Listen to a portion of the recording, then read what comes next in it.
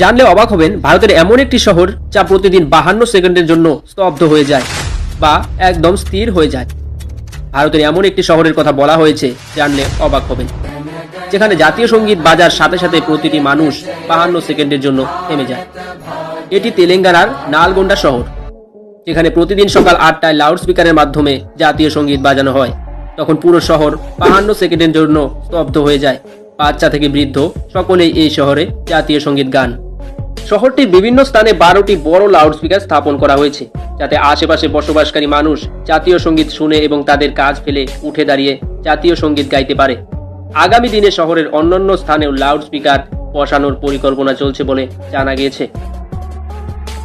উদ্যোক্তাদের দাবি, তাদের লক্ষ্য হচ্ছে জাতীয় সঙ্গীতকে প্রতিদিন সম্মান করা উচিত। প্রথমে এটি জম্মিকুন্ত নামক জায়গা থেকে প্রতিদিন জাতীয় সঙ্গীত বাজানো হতো। এর দ্বারা অনুপ্রাণিত হয়ে নালগোন্ডার জনগণ উৎসব সমিতি এই প্রচার শুরু করেছে। স্থানীয় কর্মকর্তারা বিষয়টি জানতে পেরে এই কমিটির উদ্যোগের প্রশংসা করেন। নগরটিতে জাতীয় সঙ্গীত বাজলে শহরের বিভিন্ন স্থানে কমিটির কর্মীরা হাতে তেরঙ্গা নিয়ে দাঁড়িয়ে থাকেন। যখন জাতীয় সঙ্গীত বাজানো হয় তখন ভারতবাসীর জন্য এটি একটি রোমাঞ্চকর মুহূর্ত।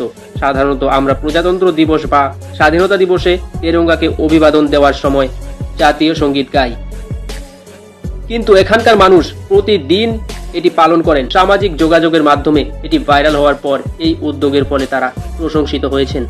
তো বন্ধুরা, এরকমই ইনফরমেটিভ ভিডিও পাওয়ার জন্য চ্যানেলটিকে সাবস্ক্রাইব করতে ভুলবেন না। ফিরে আসি অন্য একটি ভিডিওতে। ধন্যবাদ।